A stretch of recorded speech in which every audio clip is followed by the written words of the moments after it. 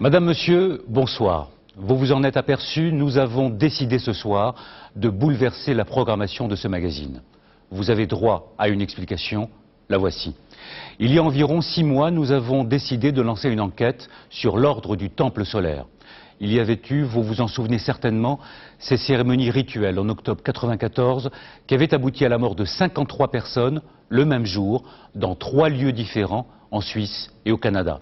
Et puis, il y avait eu à la fin de l'année dernière la découverte macabre de 16 corps, dont 3 enfants, pratiquement tous carbonisés, dans une forêt du massif du Vercors, en France.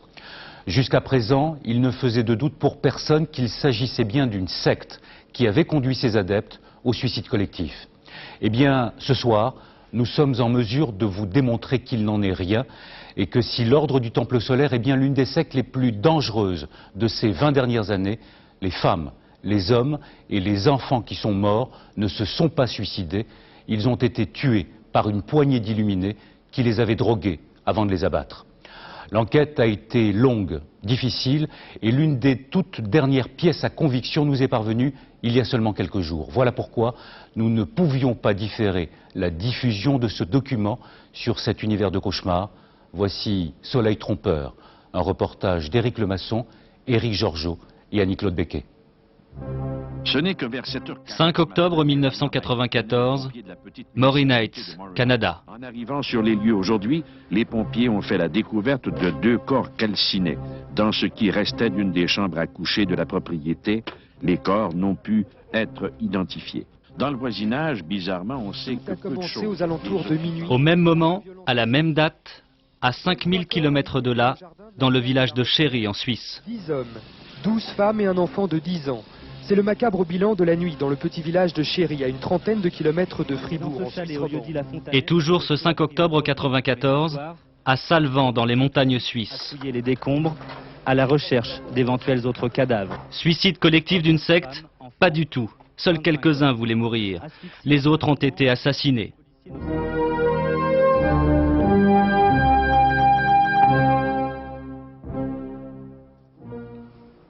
Deux hivers ont passé. 18 mois qui n'ont en rien modifié les ruines des chalets de Salvan. Le temps a tout figé et personne n'est venu détruire cet endroit comme s'il était maudit.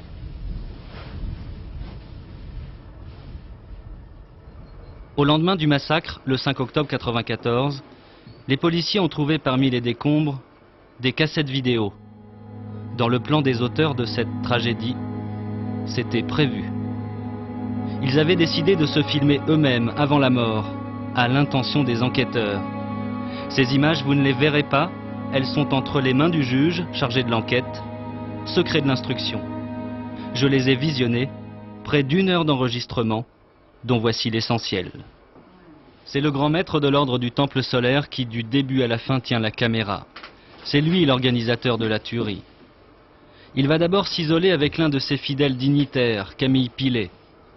Pilet, un homme d'affaires de 68 ans, complètement sous l'emprise du grand maître, il est chargé de délivrer le message cosmique, l'ordre d'en finir. Pilet, docile, entre en transe. Il se met à trembler, puis parle d'une voix faible. L'Assemblée ici présente est responsable de la réussite de la mission. Je vous laisse, frères et sœurs, la responsabilité de faire le bilan que chacun de nous doit faire et ensuite passer à l'action rapide, persévérante, pour que les changements s'accomplissent, et ceci pour la gloire de l'innommable. Merci à tous. Merci de bien vouloir comprendre l'importance de tous ces avertissements et du fait que la mission ne puisse faillir. Que l'amour et la paix cosmique vous donnent la force de réaliser la fin de cette mission avec la récompense d'une glorieuse réussite. Fin de ce message. Derrière sa caméra, le grand maître poursuit la mise en scène. Il veut tromper les enquêteurs, leur faire croire que c'est un suicide collectif, joyeux. Alors il filme le dernier repas des adeptes. Il s'installe en bout de table. Au menu, du foie gras. C'est comme un repas de famille, l'ambiance est détendue. Seuls les quelques complices du grand maître sont nerveux. Eux savent qu'ils vont mourir. Les autres lèvent leur verre et chantent. Chevaliers de la table ronde, goûtons voir si le vin est bon. Dans leur verre, de puissants somnifères. Alors un peu plus loin sur la bande, l'ambiance a changé. Les convives sont maintenant tous très fatigués, le regard vide. « Bye Camille, pour voir comme tu es beau quand tu bailles », dit le grand maître derrière sa caméra. Puis il filme sa fille, Emmanuelle, 13 ans, et une autre jeune fille, qui se sont déguisées pour l'occasion. Dernières images, les 2 enfants ainsi qu'une femme sont allongés, inanimés. Leurs corps seront retrouvés dans cette position, carbonisés.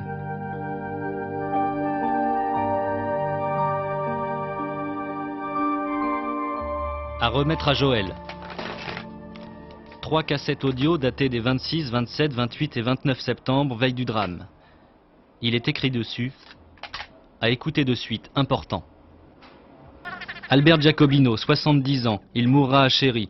C'est lui qui avait donné cette ferme au Temple solaire, c'est lui qui est sur écoute. Ce soir, il y avait tout à l'heure une émission sur le soleil. Cette voix, c'est celle de Marie-Lou Rebaudot, la compagne cosmique d'Albert Giacobino. Allô. Allô Albert. Ah salut Jo. Ça va? Jo, ça va, oui, c'est Joseph Dimambro.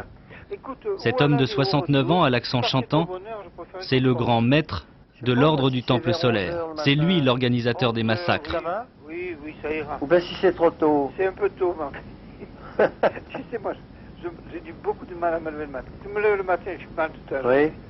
Tu peux m'appeler à partir de, disons, 7 heures. D'accord, oui. Oui, oui, ça va. Bon, je t'embrasse. Voilà, moi aussi, au revoir. Joseph Dimambro. Les photos de cet homme-là sont rares. En voici quelques-unes prises par la Sûreté du Québec à l'aéroport de Montréal au printemps 93.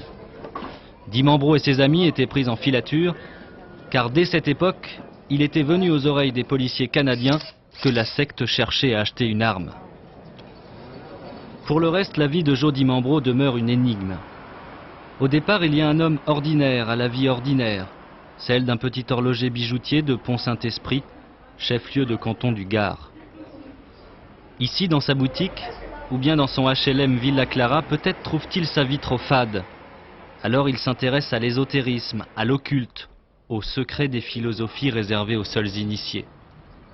Dimambro adhère à l'Amorque, les Rose-Croix, la plus importante des sociétés ésotériques, et il rejoint un mystérieux ordre de la Rose Noire qui se réunit ici, dans cette maison de Pont-Saint-Esprit.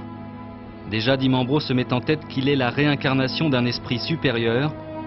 Cette idée ne le quittera plus.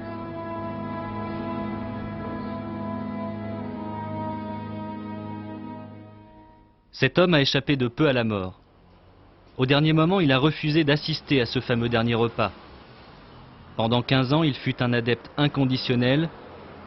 Thierry Huguenin, il y a plusieurs mois, avait accepté de nous parler de Joe Dimambro. Sa force a été de se manifester comme quelqu'un de supérieur en tout point au niveau humain, maîtrisant toutes les choses de la vie, et surtout à nous mettre dans des conditions où nous ne pouvions pas le remettre en cause au niveau de sa maîtrise de l'au-delà. Et donc ces deux paramètres, je dirais, additionnés, faisaient de lui un homme hors du commun.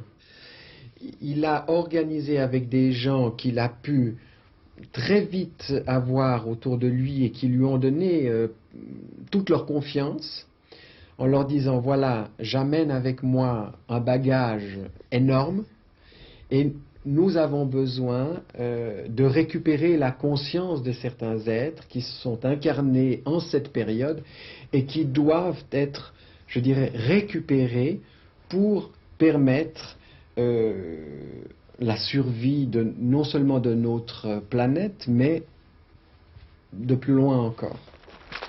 Dimambro rêve de chevalerie et de grand destin, et dans le milieu ésotérique, c'est l'ordre du Temple qui fascine. Aujourd'hui, il n'en reste que des vestiges, comme cette chapelle à Fontainebleau, et beaucoup de légendes. L'ordre du Temple, cette milice de moines soldats du Moyen-Âge avait prospéré pendant 2 siècles avant que le roi n'en ordonna sa perte. L'ordre du Temple et ses 54 martyrs brûlés vifs, tout comme son dernier grand maître, Jacques de Molay, conduit au bûcher au matin du 18 mars 1314. D'ailleurs, le 18 mars 1996, comme tous les ans, ils étaient des dizaines, nostalgiques, à se recueillir sur les lieux du supplice.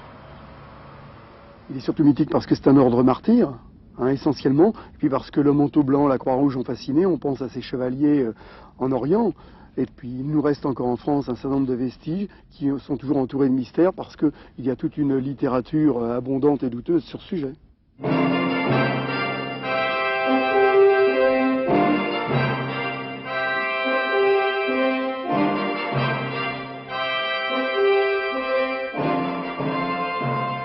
Genève, février 1996.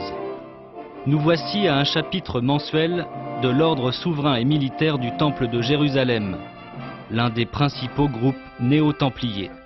Il n'y a pas d'autres visiteurs ou dignitaires sur les marches du temps. Je vous remercie, mon frère. Frères et sœurs, chevaliers, novices, oublions le temps de ce chapitre, nos soucis et rancœurs. En France, il existe plus d'une centaine d'organisations comme celle-ci, regroupant des centaines de chevaliers modernes qui célèbrent en toute discrétion la mémoire des Templiers du Moyen-Âge. Mes frères, mes sœurs, répétez après moi notre devise. Non nobis Domine, non nobis, sed nomini tuo gloriam. Ces ordres initiatiques sont plus ou moins puissants, plus ou moins secrets, plus ou moins politisés, le plus souvent à l'extrême droite. En fait, non, j'articule tout mon travail là-dessus. Dans les années 70, Jody Mambro fréquente cet ordre néo-templier. Il tente même d'en prendre le contrôle. Il est venu chercher, disons, de s'inspirer de structures existantes. Alors, comme l'ordre du Temple existe depuis 878 ans, et que ces commanderies ont passé toute l'épreuve du temps, et que ces organisations sont très vivaces en Angleterre, dans toute l'Europe, partout aux États-Unis. Alors elles ont évidemment une structure qui a fait ses preuves. Alors il était tentant de dire, autant calquer sur une structure dont on connaît précisément l'efficacité pour pouvoir atteindre des buts qui ne sont malheureusement pas ceux que nous recherchons. Conversation téléphonique du 27 septembre 1994, 2 jours avant les premiers massacres. Allô? Ici Albert. Oui, bonjour. C'est Jocelyne? Oui. Albert Giacobino joint Jocelyne Di Mambro, 45 ans, l'épouse du grand maître. Oui, j'ai oublié de l'éteindre. Oui. Dis donc, j'aimerais atteindre Joe. Écoute, pour le moment, il n'est pas assez loin. Ah ah. Il y a quelque chose d'urgent? C'est-à-dire que, bon, normalement, on doit se rencontrer toute une équipe à la fin de cette semaine. Il faut savoir si ça marche, à quelle heure, quel jour. Je cherche à atteindre les petits Joël et Annie.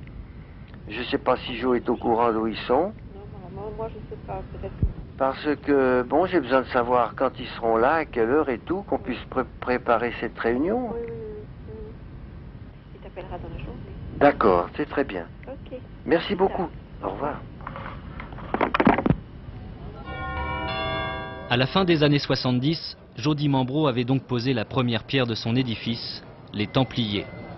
L'autre composante sera fournie par un deuxième homme. En 1993, les policiers canadiens savaient que l'alter ego de Di Mambro, c'était lui.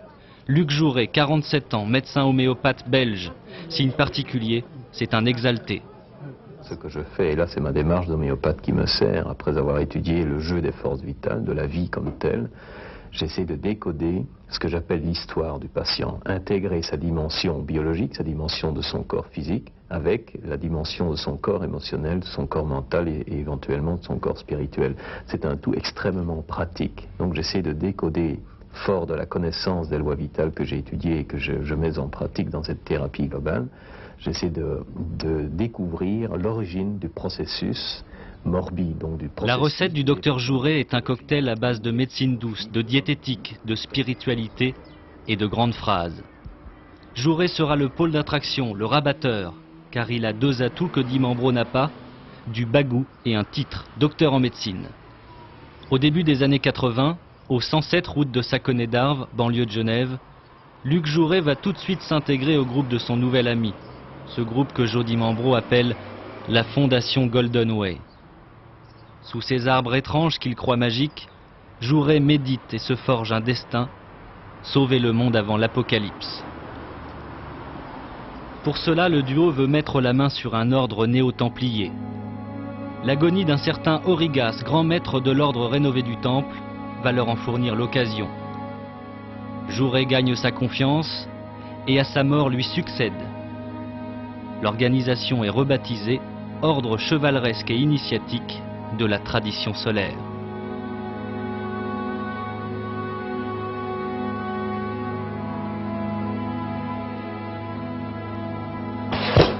Herman Delorme fut l'un des adeptes québécois du Temple solaire.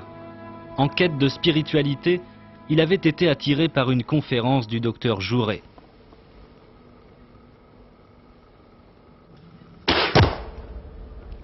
Lors d'une pause dans la conférence, lui m'avait vu dans la salle, il me fait venir en avant et il me demande de monter sur scène et il me dit la parole suivante: Herman, si tu fais les premiers pas, moi je m'occupe de te faire faire les autres. Alors pour moi, c'était tout un honneur d'avoir été choisi pour une rencontre, même brève mais personnelle, avec le docteur Jouret. Et j'ai même pas questionné si je devais ne pas ou rentrer dans l'ordre du Temple solaire. J'ai décidé tout de suite de faire mon adhésion.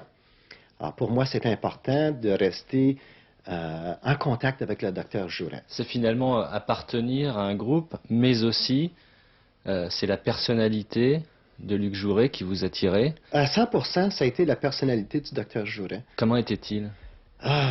Un homme avec un magnétisme et un charisme extraordinaire. Un individu qui semblait posséder des connaissances dont moi j'avais peut-être juste lu dans certains livres, mais lui semblait tout connaître ça. Et un vocabulaire très intellectuel aussi en même temps, très sophistiqué, qui entretenait toujours le goût d'en savoir plus. Et pour quelqu'un comme moi qui avait un ego assez bien développé, sinon surdéveloppé, c'est sûr que ça venait nourrir ce besoin d'importance-là que moi j'avais comme individu dans ces années, des années 90. Alors, on devenait un groupe élite.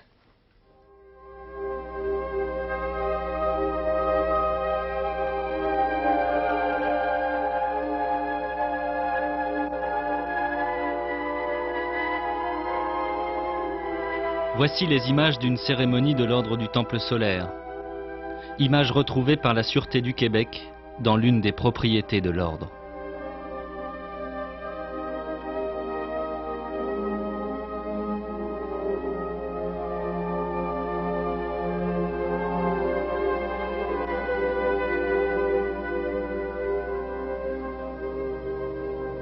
En franchissant les étapes de l'initiation, les adeptes devaient comprendre que Jody Mambro, l'ancien horloger de Pont-Saint-Esprit, était la réincarnation du prophète Moïse et qu'il était en contact direct avec les 33 frères aînés de la Rose-Croix, ces maîtres qui réorganiseront le monde sur l'étoile Sirius.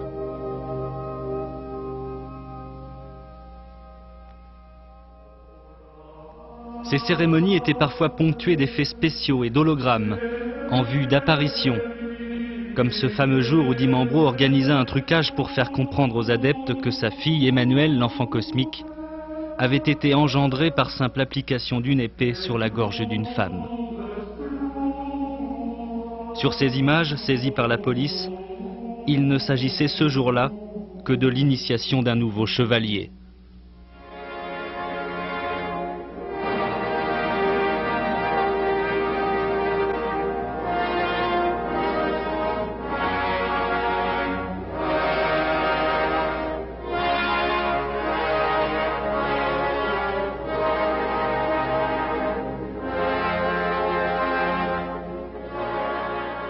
On était figé lorsqu'on se trouvait dans ces sanctuaires. Et par-dessus tout ça, se manifestait par un montage extrêmement affiné, qui nous a fallu plus de 10 ans à découvrir, par donc des manifestations irréelles d'êtres qui venaient d'ailleurs, ou de symboles qui se sont matérialisés devant nos yeux. Et c'est cette quête qui nous était introduite jour après jour en nous qui faisait que nous n'avions plus aucune possibilité de marge de manœuvre pour se dire mais il faut que je m'arrête un instant et que je réfléchisse. Qu'est-ce que vous ressentiez au cours de ces cérémonies? Quelque chose qu'on ne peut pas ressentir ailleurs. Et c'est bien là le problème. Imaginez qu'on vous dise que les êtres qui viennent à votre rencontre ont une avance hors du commun, que vous ne leur arrivez même pas à la cheville, et que ces êtres sont là pour vous apporter un bonus, je dirais, dans votre vie de tous les jours. Eh bien, vous ne pouvez pas ne pas avoir cette envie d'y retourner et de reprendre contact avec eux le plus possible afin de comprendre justement ce pourquoi on est là, cette quête que l'on a au fond de soi. Tu as deux choix.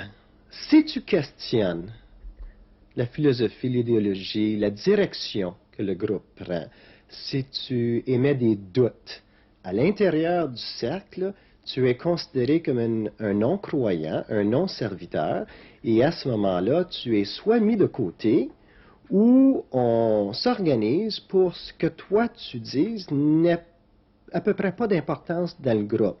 Si tu veux avoir une continuité, tu dois suivre. Tu ne questionnes pas, tu ne mets pas les choses en doute. Tu peux poser des questions, mais simplement dans le sens où les choses s'en vont. Suite des conversations téléphoniques, 28 septembre, veille des premiers assassinats. Moi, franchement, je ne crois plus à rien de tout ça. On comprend vite que des questions, les adeptes étaient de plus en plus nombreux à s'en poser, nombreux aussi à douter de l'intégrité du grand maître. Au bout du fil, Marie-Lou Rebaudot, la compagne du propriétaire de la ferme de Chéry, est la plus virulente contre Dimambro. Et puis écoute, de toute façon, je vais dire une chose.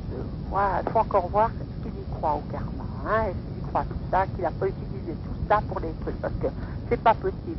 Écoute, Albert, il flambe l'argent fou qui est flambé dans cette histoire.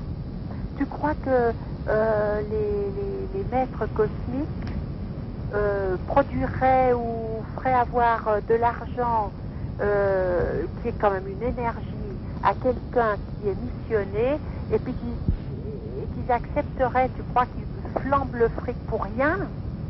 Je suis curieuse de voir comment il va mener la suite de ton affaire.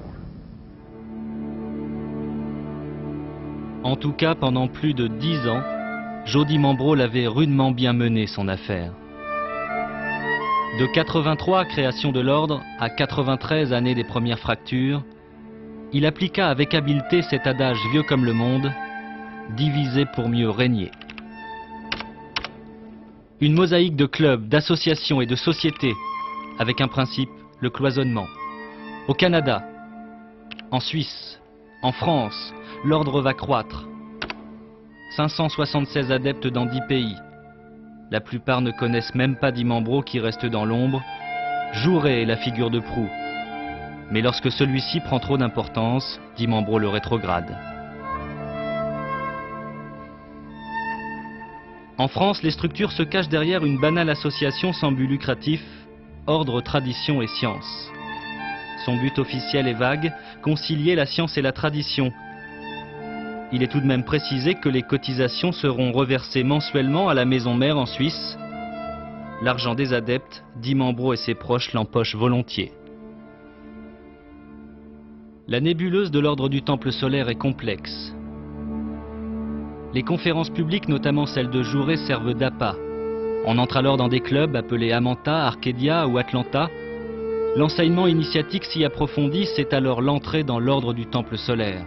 Mais pour la plupart des adhérents, le cheminement s'arrête là. Au-dessus, plus secrète, voici les Capes Dorés. Et enfin le cercle des élus, une dizaine de personnes, autour de Dimambro. Dans cette belle machine, certains amis sont présentés aux adeptes comme des êtres supérieurs, directement en contact avec les maîtres de l'invisible, ceux qui dictent les ordres. Dimambro lui-même n'est-il pas la réincarnation du prophète Moïse? Luc Jouret, celle de Saint Bernard, un templier? quelques rares élus ont ce statut et ces honneurs. Dans le cercle des amis de Dimambro, cet homme, chef d'orchestre. Son nom, Michel Tabachnik.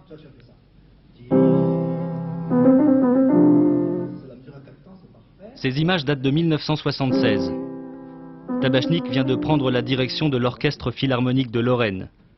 C'est aussi à cette époque que, beaucoup plus discrètement, il crée avec son ami Dimambro la fondation Golden Way à Genève.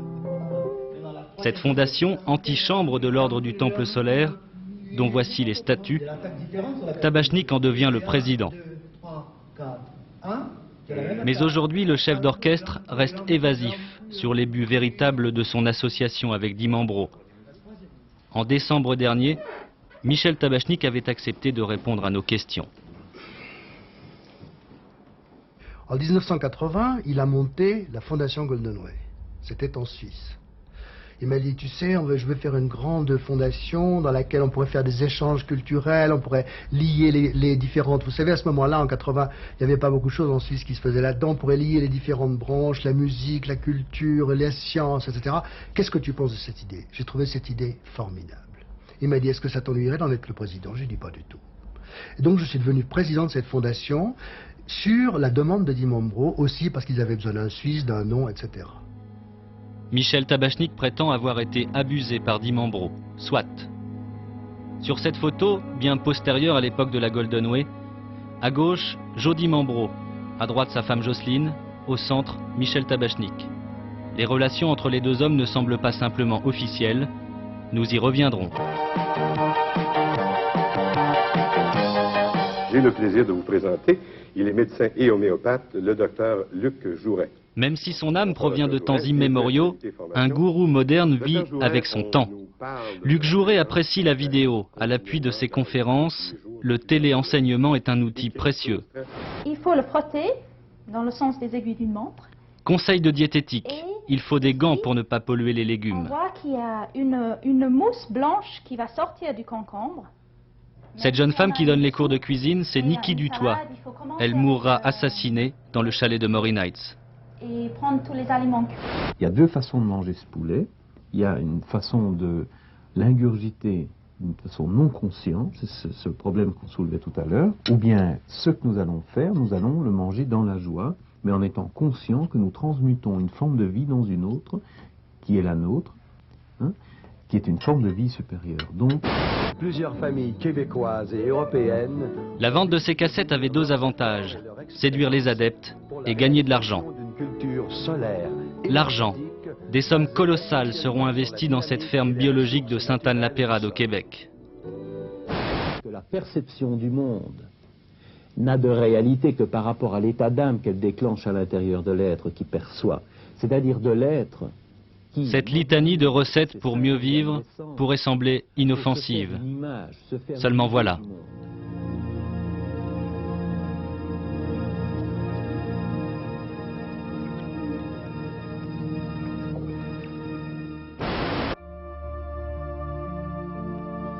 La Terre est malade, l'apocalypse est pour demain.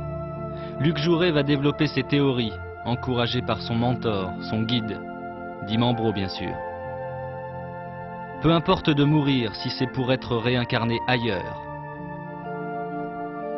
Cet ailleurs n'est pas sur Terre. Les frères aînés de la Rose-Croix sont sur Sirius, l'étoile la plus brillante du ciel. Cette omniprésence de la mort sera insidieusement enseignée aux adeptes. L'homme prend conscience qu'il vient d'un élément de la vie et qu'il va vers un autre, une autre dimension de la vie. La mort apparaît à ce moment-là comme l'étape ultime de la croissance personnelle. Et d'autre part, il y a une immortalité potentielle qui devient aujourd'hui réalité parce que c'est l'heure de vérité, c'est l'heure du paraclet quand même. C'est quand même l'heure de l'Apocalypse qui est l'heure de la révélation. Hein, l'Apocalypse est tout autre chose que des tribulations et des événements comme nous vivons. C'est avant tout l'heure de la révélation. Nous vivons un moment, je dirais, grandiose. Parce que pour la première fois, nous allons avoir objectivement la possibilité de transcender la mort. Est-ce qu'on vous avait parlé de cette idée de la mort comme renaissance, etc. L'idée de la mort et de la renaissance était un principe qui était véhiculé dans la philosophie de l'ordre du temple solaire. Par contre, l'idée qui a été circulée dans l'année 92, comme quoi qu'il y aurait un voyage de transition qui se ferait sur Sirius, a été circulée dans l'intimité d'un certain groupe. Le mot transit, il est très définissable. Donc, il est très précis. Et Dimambro ne nous a pas jeté comme ça ce mot, parce que on pouvait avoir une sorte de panique en nous. Parce que c'est pas si évident que ça, même si on nous éduque et on nous fait croire que le lendemain, de toute façon, sera complètement différent de ce que l'on vit, qu'il n'y aura plus de douleur, qu'il n'y aura plus tout ce tracas que l'on vit en tant qu'être humain. Malgré tout, la mort est quelque chose qui n'est pas définissable si facilement. Justement, c'était tout l'art de cet homme. C'était de minutieusement de mettre les choses devant nous de façon à ce qu'on les digère continuellement. Et en fait, c'était une digestion lente, mais qui nous amenait, moi je le dis, on marchait vers notre propre mort sans le savoir. Marcher vers la mort sans le savoir, tout en y étant préparé. Cette subtilité est démoniaque. C'est pourtant exactement ce qui s'est passé début octobre 1994. Les nombreuses conversations téléphoniques dont nous disposons, enregistrées quelques jours avant les massacres, indiquent que la plupart des victimes ignorent ce qui se prépare. Dans leur esprit, le prochain rendez-vous de Chéri n'est qu'une simple réunion pour régler des problèmes financiers. On a été coupé? Oui. Je pense qu'il y a eu. Non. Il y a une assemblée de FARC pour accepter, entériner les comptes qui représentent la dette que FARC a envers moi. S'ils acceptent la chose, ils me signent une reconnaissance de dette. Les papiers sont tout prêts, il n'y a pas de problème.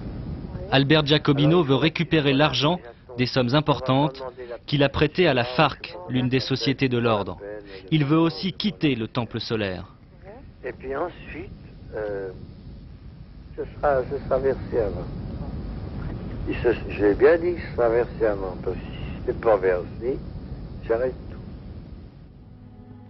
Albert Giacobino n'est pas le seul à réclamer des comptes sur l'utilisation de l'argent des adeptes.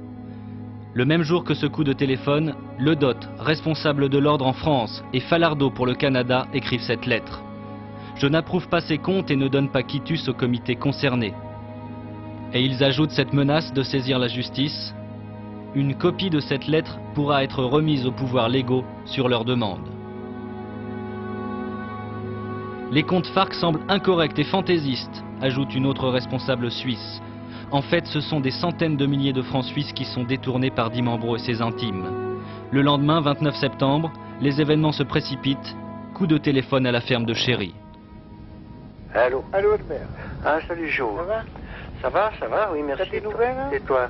Peut-être que j'aimerais te voir 5 minutes après-midi aussi. Parce que le Dot qui fait des siennes, il faut la merde.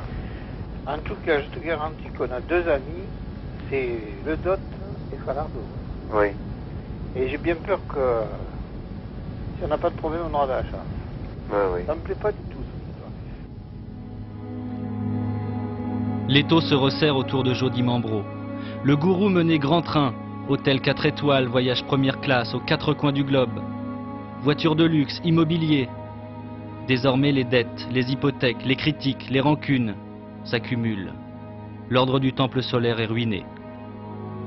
Le sol se dérobe sous ses pieds, il sent que tout va lui échapper, il préfère tout détruire. Moi je tiens la thèse que cet homme avait un tel orgueil, que pour lui c'était tellement un prestige de nous dire qu'il avait été une figure de proue au niveau des Templiers, au niveau de l'ordre depuis des temps immémoriaux, qu'il était la réincarnation d'un personnage extrêmement important. Il ne pouvait pas laissé une carte de visite à la fin, tachée d'un homme qui fuyait. Et il a voulu, je dirais, dans son esprit certainement, affronter ce qui s'imposait à lui, c'est-à-dire que les gens qui avaient découvert sa fourberie, son escroquerie, lui tenaient un langage complètement différent d'avant. Et il savait qu'il ne pouvait pas affronter ces gens puisque c'était la réalité et qu'on avait découvert matériellement ce qui nous avait fait croire pendant tant d'années. Donc cet homme a voulu créer un effet de sortie tout à fait magistral. 29 septembre. Dernier coup de téléphone d'Albert Giacobino à sa compagne. Il vient de rencontrer Jody Mambro qui lui a fixé le lieu et la date de la réunion. Ah, c'est Isalbert. Ah. Alors, en principe, il préférerait que ça se passe ici, à Chéri. Ah. Alors, à 11h, l'assemblée commence à 11h, et à midi et demi, on a un dîner. À 11h à Chéri. À 11h à Chéri. Bernadette fera un petit dîner, et puis voilà. J'ai racheté une ou deux bonnes bouteilles, j'ai racheté de la glace pour faire un petit dessert, et puis voilà. Mais c'est pour conclure l'affaire ou quoi? C'est pour conclure l'affaire.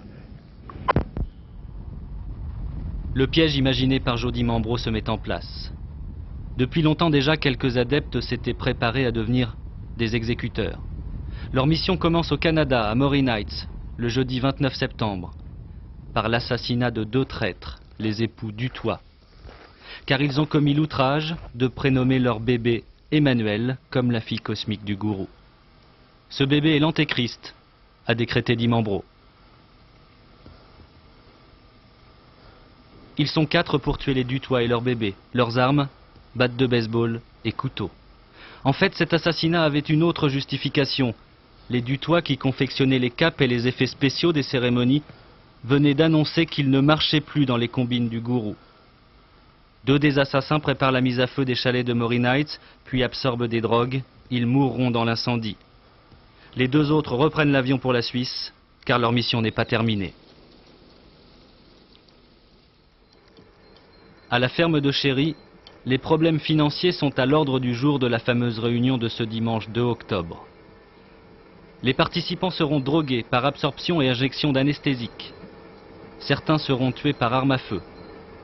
Quant à Albert Giacobino, l'homme qui espérait récupérer son argent, il sera assassiné d'1 balle dans la tête, au 1er étage, dans sa chambre. Même scénario quelques heures plus tard à Salvan. Après avoir quitté la ferme de Chéri, Jody Mambro va présider le dernier repas au chalet. La suite, nous la connaissons déjà.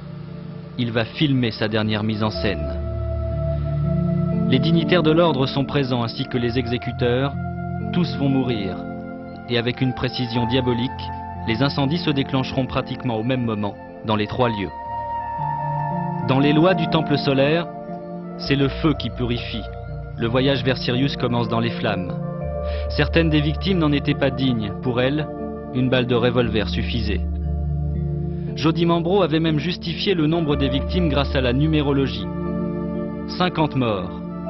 En numérologie, 50 se lit 5 plus 0, c'est-à-dire 5, le chiffre de l'accomplissement. Di Mambro ajouta à sa comptabilité céleste le meurtre des 3 traîtres au Québec. 53 morts, 5 plus 3 égale 8. 8 est le chiffre de la justice. C'est un hélicoptère de la gendarmerie Saint-Pierre-de-Chérennes, Vercors, 1 an plus tard. Au bord de cette clairière, cachée par quelques arbres, les restes des 16 corps. 16 corps, dont ceux de 3 enfants, retrouvés à proximité d'une piste forestière. Les corps n'ont pas encore été touchés. Ils se trouvent toujours dans la position que j'indiquais tout à l'heure, c'est-à-dire en forme de soleil, en forme de couronne. L'énigme des premiers massacres restait inexpliquée, et voilà que soudain un nouveau transit fait ressurgir les mystères du temple solaire. Immédiatement, nos esprits rationnels somment la police d'expliquer l'inexplicable. Di Mambro est mort, Jouret est mort, y aurait-il un 3e homme? La rumeur, elle, court plus vite que la justice. Un suspect est montré du doigt. le chef d'orchestre, Michel Tabachnik. Vous comprenez? On lance des choses dans la presse, on salit des gens, comme moi, bien entendu, ma famille, mon honneur, je ne parle pas de ma réputation professionnelle, et sur une information aberrante. C'est une information fausse. Quant à répondre à savoir quelque chose à ce sujet, mais j'en sais rien du tout. Est-ce que oui ou non, vous avez été membre de l'Ordre du Temple solaire? Non, je ne suis pas membre de l'Ordre du Temple solaire, je n'ai pas été membre du Temple solaire. Cela dit, on m'a assimilé à ça parce que en 1980, j'étais président d'une fondation qui s'appelait la Fondation Golden Wave et dans laquelle je suis parti en 1984, qui a peut-être sur le papier duré encore quelques temps, mais qui a été dissous très rapidement. Et on m'a assimilé au Temple solaire parce que, en effet, à la Fondation Golden Way est venu très souvent Luc Jouret, qui était le grand maître de l'Ordre du Temple solaire. Michel Tabachnik affirme qu'il ne faisait pas partie de l'Ordre du Temple solaire. C'est un mensonge. En voici la preuve. Pour confectionner les capes, le couple Dutoit au Canada conservait dans un ordinateur la liste complète des adeptes avec leur mensuration. Parmi les 576 noms, à la lettre T, la famille Tabachnik, le chef d'orchestre, sa seconde épouse Sabine, ainsi que son fils Serge. Pour Michel Tabachnik, taille 4, encolure 52. Autre élément, cette photo, prise lors d'un voyage initiatique des adeptes en Égypte. Le guide spirituel, Michel Tabachnik. Le voici au milieu des participants. Cette photo date de 1992. Je voudrais vous poser une question. Dans votre livre, à peu près à la page 130-135, vous décrivez l'importance dès le début, dans la hiérarchie, de quelqu'un que vous appelez Monsieur Junot. Pourquoi vous ne dites pas qu'il s'agit aujourd'hui de Monsieur Tabachnik? Parce que cette personne, je ne peux pas la mettre en cause. Je ne peux pas parler à sa place. Cet homme a le choix, est libre de dire ou de ne pas dire ce qu'il a vécu ou ce qu'il n'a pas vécu. Si je parle de ce personnage dans mon livre et de bien d'autres, c'est que je sais pertinemment ce qu'ils ont vécu et ce qu'ils nous ont fait vivre sans les accuser à travers toute ce montage. Avignon, 9 juillet 1994. Le festival débute, mais Michel Tabachnik est venu ici pour interpréter une toute autre partition. Dans une salle de l'hôtel Novotel, il donne une conférence aux adeptes de l'Ordre du Temple solaire. Deuxième conférence le 24 septembre, 5 jours avant les massacres de Suisse et du Canada. Il annonce de grands changements. L'Ordre du Temple solaire va prendre un autre nom et s'appellera désormais Alliance Rose-Croix. Tabachnik dément avoir tenu ces propos. Pourtant, voici l'adresse de cette nouvelle structure que les adeptes sont invités à rejoindre. Ici, à Paris, précisément l'adresse parisienne de Michel Tabachnik. Nous lui avons demandé de nous accorder une nouvelle interview. Voici sa réponse. Une lettre recommandée de son avocat. À plusieurs reprises, vous êtes intervenu auprès de mon client. Si son nom venait à être évoqué de manière calomnieuse ou diffamatoire, il poursuivrait en justice les auteurs de tels faits. Suite un communiqué dans lequel Michel Tabachnik dénonce l'odieuse campagne de presse. Il dit publiquement qu'il n'a jamais fait partie de l'Ordre du Temple solaire. Eh bien, mon Dieu, chacun a sa propre conscience. Selon nos informations, les renseignements généraux français ont établi dès 1994 que le chef d'orchestre Michel Tabachnik était le troisième grand nom de l'Ordre du Temple solaire. Mais cela ne signifie pas pour autant une quelconque responsabilité criminelle dans le double drame de la secte. D'ailleurs, l'enquête judiciaire ne l'a jusqu'à présent nullement mise en cause.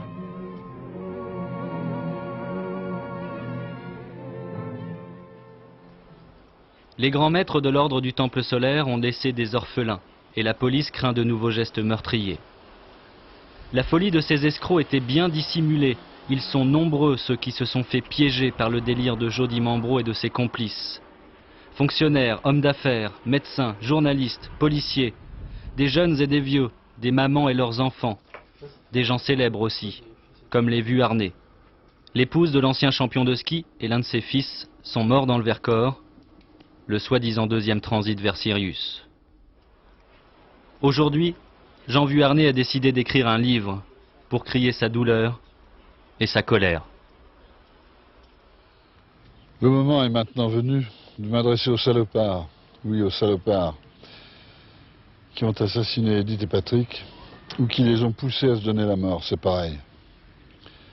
À tous ces salopards donc, je veux dire à quel point je les méprise, à quel point il était facile d'abuser des souffrances que traînait Edith depuis sa tendre enfance, de jeter le trouble dans l'esprit de mon fils, ce garçon qui rêvait de devenir un champion, mais qui par faiblesse physique et morale n'en avait sans doute pas l'étoffe.